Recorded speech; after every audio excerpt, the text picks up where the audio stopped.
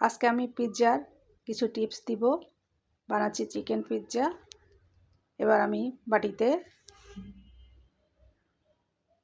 কুসুম গরম পানির থেকে একটু গরম পানি নিলাম 1 কাপ। ইস্ট দিয়ে দিলাম 1 টেবিল চামচ, চিনি 1 টেবিল চামচ। এরপর পরিমাণ মতন লবণ দিয়ে আমি এটাকে নাড়িয়ে 10 মিনিট রেস্টে রেখে দিব, তাহলে ইস্টটা ফুলে যাবে। আমি টিপস দিতে চেয়েছিলাম, এটা আপনাদের বলতে চাই যে অনেকে পিৎজা ক্রিস্পি খেতে চায় রুটিটা, তাহলে এর ভিতর আটা দিবেন।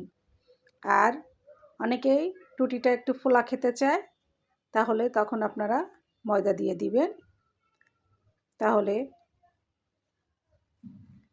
পিৎজাটা অনেক মজার হবে। এবার আমি ইস্টটা দেখেন কত ফুলেছে।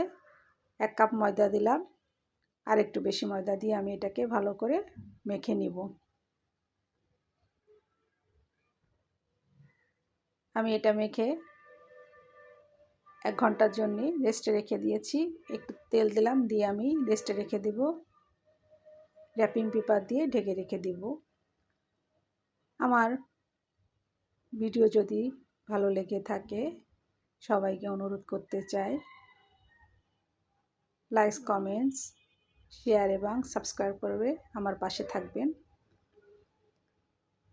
এবং সবাইকে ধন্যবাদ জানাতে চাই, ধৈর্য সহকারে আমার ভিডিওগুলো দেখেন, আমাকে সাপোর্ট করেন। এবার আমি চিকেনটাকে ম্যারিনেট করব।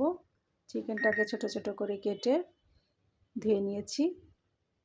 আদা বাটা দিলাম, রসুন বাটা, গরম মশলার গুঁড়া, গোলমরিচের গুঁড়া, টেস্টিং সল্ট, শুকনো মরিচের গুঁড়া, লবণ, সয়া সস। এবার দিলাম বারবিকিউ সস। এই সসটা অবশ্যই দিবেন, তাহলে চিকেনের টেস্টটা অনেক মজার হবে। এটা আমি মেখে ঢেকে রেখে দিয়েছি। এরপর দেখেন আমি ডোটা খুলেছি, ডোটা কত ফুলেছে। এবার আমি ডোটাকে সেট করব একটা ট্রেতে, ওভেনের ট্রেতে আমি সেট করলাম। একটু প্রথমে তেল ব্রাশ করে নিলাম। এরপর ডোটাকে ভালোভাবে বসিয়ে কাঁটা চামচ দিয়ে ফুটো করে নিলাম। সয়া সস দিয়ে দিচ্ছি, টমেটো সস দিলাম। টমেটো সসটা ভালো করে মেখে নিলাম। চিজ দিলাম প্রথমে।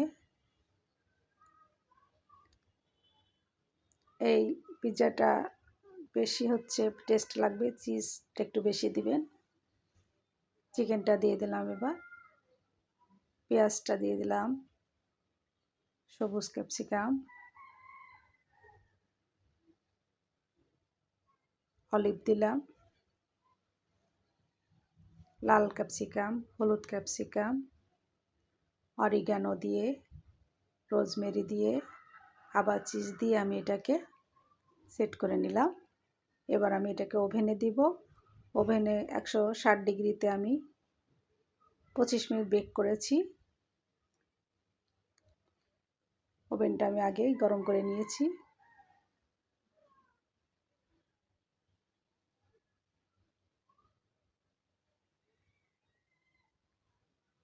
দেখেন আমার পিৎজাটা কত সুন্দর হয়েছে এবং খেতেও মজা হয়েছে।